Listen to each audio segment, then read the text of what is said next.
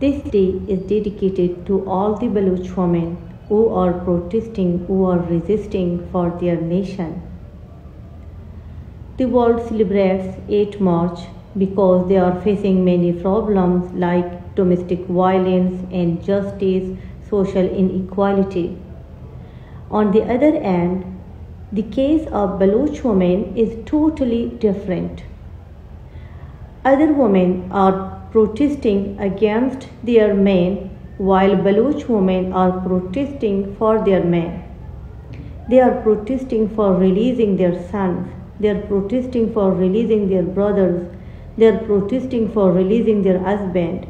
They are protesting for releasing their father. I don't deny that there is no domestic violence or inequality in Balochistan. But if we talk about the majority are protesting for their men. They are not protesting against their men.